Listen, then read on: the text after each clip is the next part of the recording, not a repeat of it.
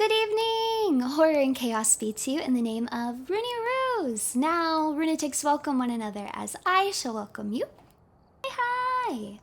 So I have noticed in my Phasmophobia videos that a lot of people have said that they're interested in trying the game or they've never played the game before, so I thought, why don't I do a little more a beginner-friendly game? So we're gonna have your base equipment. You're going to the first map that you unlock on the first setting, which is amateur, and I'm gonna give you guys some tips and tricks on how I would play the game. So the first thing that I would do, grab the key, click on this to open the door, and then go open the front door to the house. While you open the front door, kind of keep track of what the weather is, because temperature is a big thing in this game. So if it's snowing or if it seems sunny outside, that means that it's going to be warmer or cooler inside the house, which can make a difference on how long it takes to get certain temperatures. So just keep that in mind. Now, as you can see, this used to say 5 minutes. The second that you open that door, you activate the ghost. This timer is your grace period. It basically means that in this first 5 minutes after you open the door, the ghost cannot hunt you no matter what. So you might be thinking, why would you open the door if you're not even in the house yet? Well, I have two main reasons for that. The first is that on amateur, all of the doors start closed. So if you go ahead and open the front door, there's a chance that you're going to walk into the house and you're going to see a door open and you're automatically going to have an idea of where the ghost is, which is your first goal going into the house, is find out where the ghost is. So that's one reason I like to open it right away before I go and get my equipment or decide my game plan, read anything on this board. I like to just open the door and get it activated. The second reason is on amateur, the house starts with the power on. So if you look in the map, this is your first floor and then this is your basement floor. This little green electricity icon, that's your breaker. If the breaker turns off for any reason during the game, it shows you on the map where to go to turn it back on. On this map, it'll either be down in the basement or it'll be here in the garage. Because the breaker starts on in amateur, it means that the house is going to be relatively warm. Imagine it's like you have your air conditioning on, so the temperature in the house is pretty stable. The reason this is important is because wherever the ghost is, they're going to be cooling down that room. And the temperature of the room is a really good way to tell where the ghost is. And so I like to just go ahead and have the door open so that the ghost is activated, it's already doing things, so that by the time I get in the house, wherever the ghost is, the room might already be a cooler temperature. And also, maybe a door has already been open or something's already been thrown, so I can kind of get an idea of where the ghost is in the first place. So I'm going to go over some basics real quick before we go into the house. I'm just going to go through all of this. When you start the game, this little radio is going to speak to you. It doesn't matter. I used to freak out over what this man was saying on the radio. It doesn't matter. Just ignore it. Okay? Over here, it'll tell you the name of the ghost, which can be helpful. You know, you can call their name while you're in the game, try to get them to do stuff.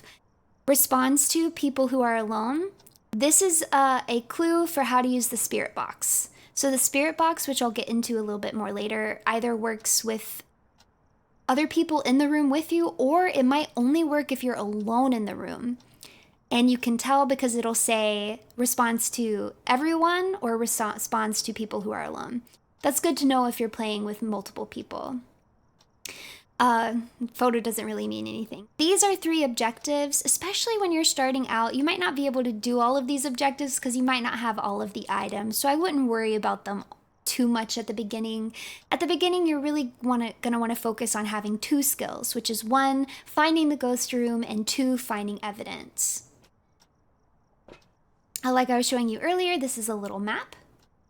And then here is your sanity board. It'll show you everybody's individual sanity and the average sanity. This is important to keep in mind because most ghosts are going to hunt you between 50 to 55% or lower. So you want to keep your sanity up a little bit high. If you're playing with multiple people, that goes by your average in general. There's like some cases where that's not true, but I'm not going to get too into the nitty-gritty with any of this. I want to keep this basic. So just understand that there are like some exceptions to some of the things that I say, because every ghost is very unique and has its own unique traits. But I'm just going to give you the average experience, because I think that's what's most helpful when you're first starting. So, for the most part, the ghost will hunt based on whatever the average sanity is. So even if your sanity is over 50, if the average sanity of your group is under it, then the ghost can still hunt you. This is the sound sensor board. You won't unlock sound sensors for a little while, so I wouldn't worry too much about this. And then this is your activity board. This goes up when the ghost does activity in the house. There are some things that you can glean from this, but that's more advanced. We're focused on the basics here. I would not worry about this yet. So that's the lowdown of everything that's going on over here. Here is where you can check your cameras. To begin with, there is only a camera outside the house, so this is not very helpful to you. You have a camera that you get. Eventually, you can bring more cameras. You can set this camera in the house and then check it from here. I'll show you how to do that when we go through the camera more specifically. But yeah, so those are the basic features.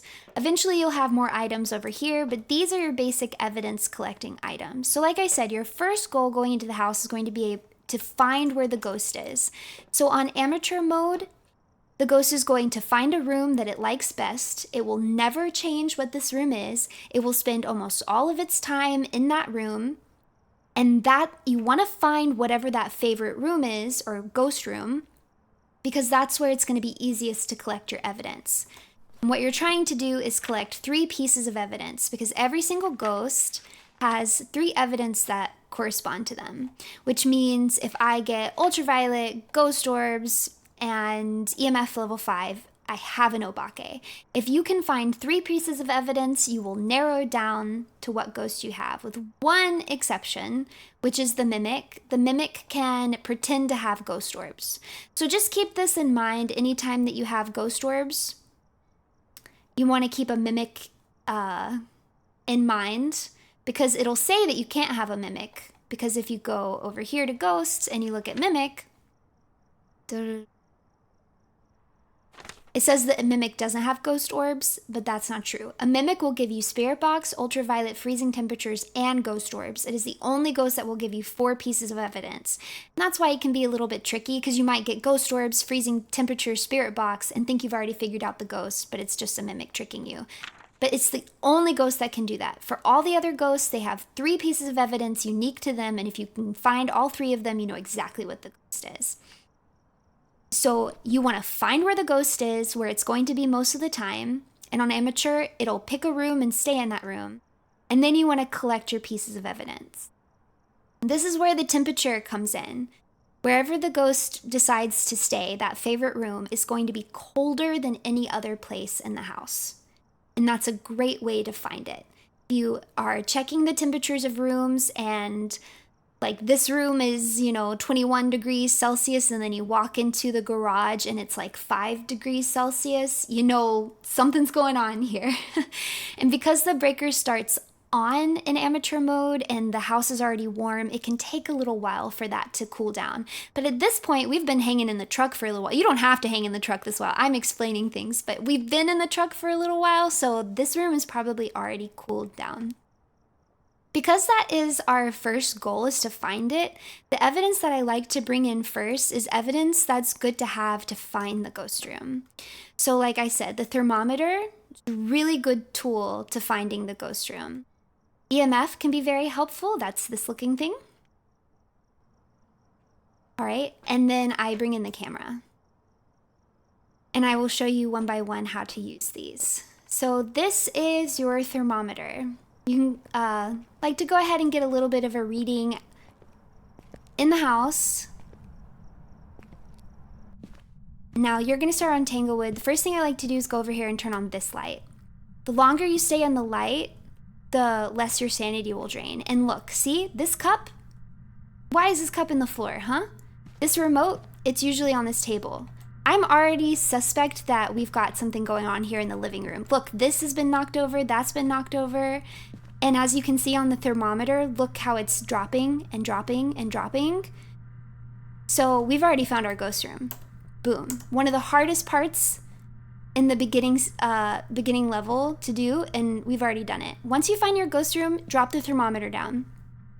The thermometer can take a while to get to its lowest setting, so all ghosts will make their ghost room colder than any other room in the house, but some ghosts can actually make it so cold that it's freezing.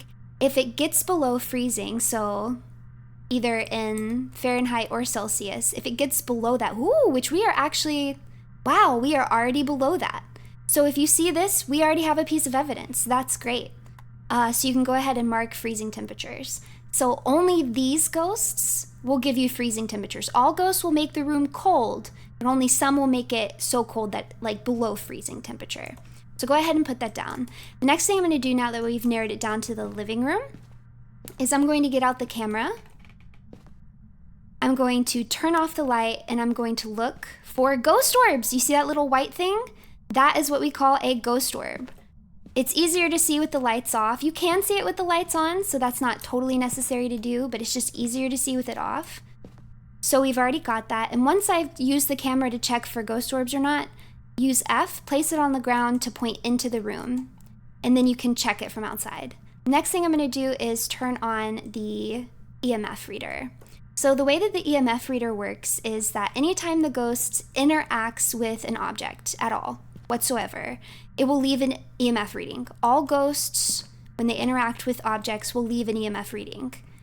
But only some ghosts can leave what's called the EMF level 5 reading, which is when this reading goes all the way up to 5. So I like to just turn this on and kind of lay it in the room. I just kind of throw it on the floor with G. As long as it's on, if something happens in its range, it'll tell you the EMF reading, and you can just kind of look at it really quick. But you can also pick it up if like I see something thrown over there. I can pick it up really quick and then try to go check the EMF. Because anytime the ghost interacts with something, you just want to check and see if it's EMF 5. The way that a ghost that has EMF 5 evidence works is most of the time it's just going to leave you the typical EMF 2, maybe EMF 3 reading.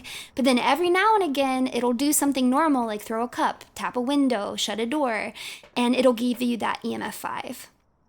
So once you've got those in there kind of set up, here's where you click on the mouse and see, we can see through our camera right here, which is really nice if you're in a pinch and you like maybe it's your sanity is, see we've been in the light, so we're still pretty much at 100% sanity. Maybe your sanity's low though and you're afraid to be in the house because you might get hunted, the ghost might kill you because you're under 50. You can set up the camera and maybe get some evidence. See, we can see a ghost orb right there from inside the truck where you're completely safe, which is really nice. The next things I like to take in is the dots and the ghostwriting book and the UV. So the dots and the ghostwriting book are two of the hardest things to get on amateur. So on amateur settings, the ghost's interactions are kind of set to low. So they don't do a whole lot of interactions, which can be really frustrating because you're trying to get evidence, right? With the dots, turn it on and then press F and you can spin it around and point it in a certain direction. Okay, so the ghost actually just turned the breaker off. So this is a great example. I can show you guys once again because I've already forgotten. Sometimes the ghost might turn the breaker off, which means now you can't turn the power on and you can't turn any lights on. The house will start getting cold. Go here, look on the map. I can see in the basement, that's where it is. So you can then follow the map to go find it and turn it back on. You do want to have the lights on because the longer you stay in the dark, the more your sanity drains. And you don't really want your sanity to be draining. You can hear footsteps. That was what is called a ghost event. So the ghost can do an interaction, an event, or a hunt. Ghost interactions are like throwing an item, making the telephone ring, things like that. An event is where it will kind of manifest itself to you. And those can be, use F to place it. It has to look like this. If you just throw this on the ground, it won't do it. It won't write in the book if it has ghostwriting. You have to press F and like actually place it down. What's I saying?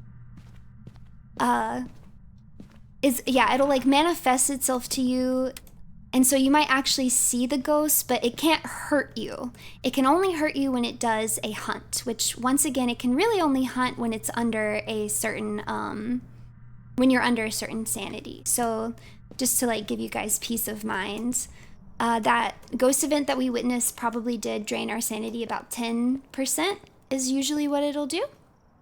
And you'll see this was the ghost event happening there. It's usually a pretty big spike. And actually, you know what? That ghost event barely even hit us. Yeah, we're still at a really high sanity, so you don't have to worry about it too much. The flickering lights also, that just means that the ghost is nearby. So right now, we're basically just waiting for this ghost to give us some evidence. That's what we need. So we've got EMF, but it's not at a 5, so it threw something or touched something over here. Oh, look what it did. It wrote in the book. See, it says, "Help me, please." So we have, we already got ghost orbs as well, and so now we have ghost writing, which means we have a revenant. So we have already figured out our ghost, and you can leave, and the ghost never even hunted you. Now, remember I was saying something about a mimic? This is how you worry about a mimic. Go to mimic and see what it can do. A mimic can do spirit box, ultraviolet, freezing temperatures, and ghost orbs. So we have ghost orbs, which it can do, freezing temperatures, which it can do, ghost writing, which it cannot do. So because we have this evidence ghost writing here, that's something that the mimic is not capable of doing. The mimic can only do these 3 things plus ghost orbs. So we don't have to worry about it being a mimic in this case. Once you figure out the ghost, make sure you circle it, revenant right here, and then you're ready to go. Before I go, I will just say a few more things that I feel like I glossed over too much. When I placed the ghostwriting book, I tried to place it in the middle of the room just so that, because if I pick it up again, when you go to place it, you see like these like white lines on the walls. Can you see it? There you go. You can see it in the distance. That's like the range of effectiveness. So you want to put it in the middle, so because the ghost is going to spend most of its time in this room, right? Which means that if I put it in the middle, it's just more likely to actually write in this book. Yeah. And so yeah, we already know what the ghost is, and we can go. You don't have to collect any of your stuff and bring it back to the truck as long as you survive. Even if you get the ghost wrong, as long as you survive and you're able to leave, then you don't have to pay for any of your stuff. Yeah, so once you know what the ghost is, make sure you've got it circled. Press this button and it will take you back. And then you get to see if you were correct or not.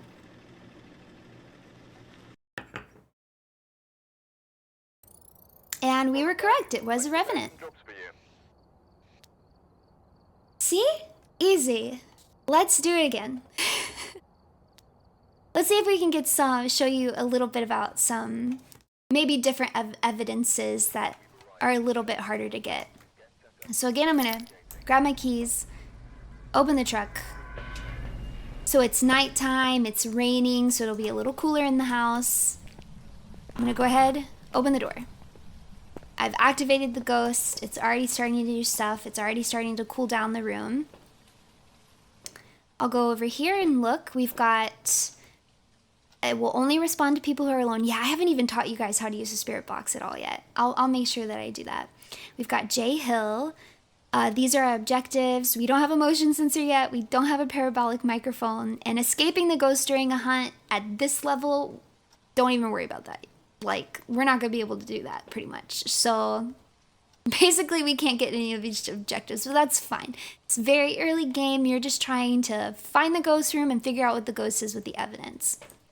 So, once again, I'm going to bring in your video camera, the thermometer, and the EMF. And, hey, we've only wasted about a minute, so it'll probably take us a little bit longer. to figure it out. This time I'm gonna kind of start with the video camera. Basically, I'm checking for orbs in this little main hallway here. Oop, we've already heard a door touch. So you hear something, go ahead and change to your EMF. Because like I said, that will give off a signal no matter what. So I'm just gonna go around and try to see if I can figure out what door that it touched. Are any of the doors open?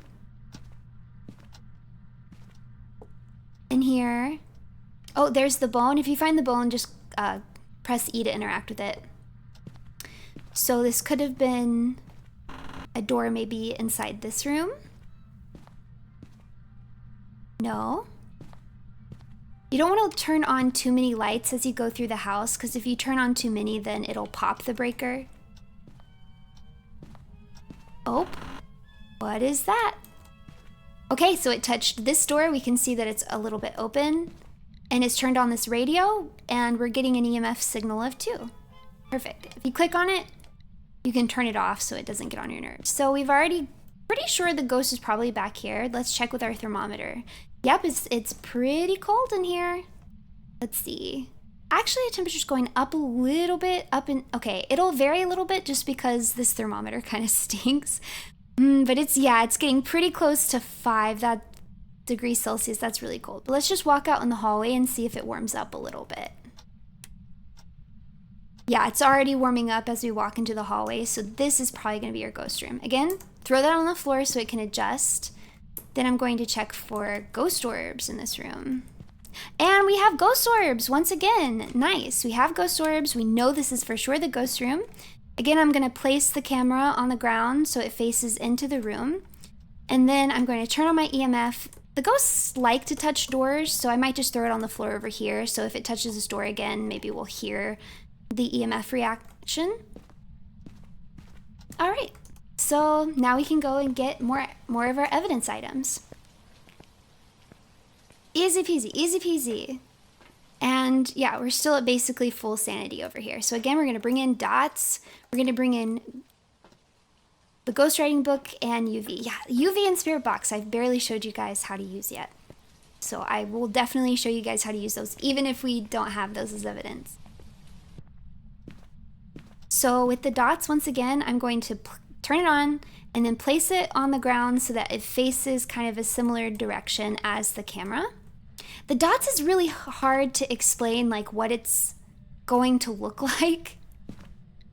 Okay, not EMF 5, but the ghost did touch that door. Now this is a great time. Anytime a ghost touches a door, aha, see? Look at that. We have UV. Anytime a ghost touches a door, definitely check it. Look at that. Check it to see if it left fingerprints. Also, if it turns on and off a light. Those are the places that it's easiest to check for fingerprints. A lot of interactions don't actually leave fingerprints. So you can't always just see an interaction and go look. I would focus on checking doors when they're touched and checking light switches when they're touched to see if you can see a fingerprint, or doors will have like a handprint on it. And that's what it will look like. And that means that you have ultraviolet as evidence. And we also already have ghost orbs. So we've already narrowed it down to only 3 ghosts. We just have to find the last piece of evidence, which is really nice. So it's touching a lot of doors, ain't it? But it's not doing EMF 5 yet. So I'll put the ghostwriting book again. I'm going to put it in the middle of the room to try and increase the chance that the ghost will interact with it. Now I'm going to show you something from the truck real quick. So we've got the dots set down, and we have our camera set down. The reason that I sit them down right next to each other is because in a pinch, you can go here, remember, click on this, and now it shows us our camera. Again, you can see ghost orbs from the camera, but what you can also see is dots interaction. Now the dots evidence, it's really hard to explain without just showing it to you. If you don't know what it looks like, I do advise just like looking up a video and seeing it if I don't get to show it to you on this. But basically the ghost can choose to enter what's called its dots form if it has dots as evidence, and then you will be able to see it in the dots projector. It's kind of like it's like an outline of it and the dots projector, and you'll see the whole ghost model in it. It can be kind of hard to spot sometimes, and on amateur, because the ghost is doing less interactions, you don't see it a whole bunch, but that's basically how that works. You don't have to see it through the camera, you can see it in person, except for one ghost. But again, we're not going to get into the nitty-gritty here. It's too complicated. It'll be information overload. For the most part, you can see it with your naked eye or in the camera. And look, we're still basically at full sanity. So now I'm going to show you how this like last piece of evidence works, which I actually left. The spirit box. I'm going to show you how the spirit box. Oh, by the way, this is just a flashlight. I don't find it super useful on amateur because the breaker starts on, so you have power. You can just turn the lights on if it's dark. Spirit box is probably the trickiest item this to get, especially because this stinks. So the way that this works is you're going to want to, again, make sure that you check. Our ghost will only work. Okay, so it turned off the breaker. Great.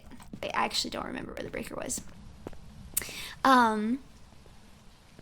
You want to check and see if the ghost will respond with people in the room or only alone. If you're playing solo, then it doesn't really matter, but yeah, so this ghost will only talk to you if you're alone in the room. Breaker is in the basement, so, well, in this case, I will show you the flashlight. If you have another item in your hand and the flashlight, you can press T to turn it on and T to turn it off. So I'll show you where the breaker is if it's down in the basement. Oh, I think it was last time too, so you guys can see it.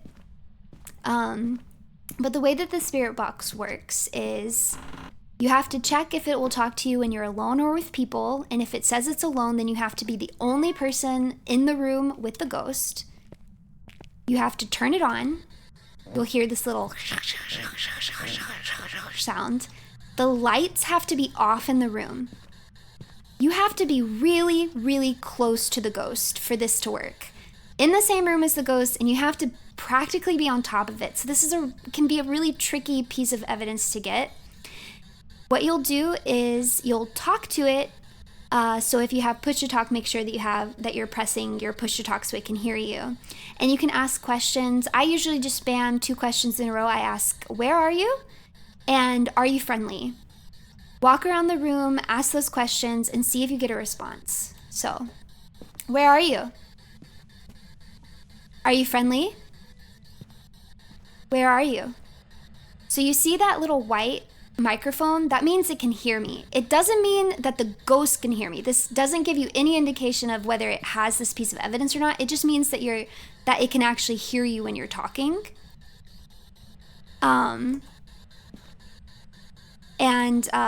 If you see the red dot, that means that it registered your question as a valid question that could have been answered, but you didn't get an answer. So it doesn't tell you anything really. The only thing that will tell you if the ghost has it, are you here? Are you friendly? You see I'm getting all these red dots. The only thing that will tell you whether it's actually here or not is if you get a white dot instead of a red dot and you actually hear a response. And you'll hear it say something, like it'll say something like,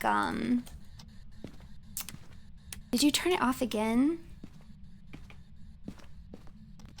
It'll like be like right behind you or accident or something like that. You'll hear it. It'll sound like kind of warbled.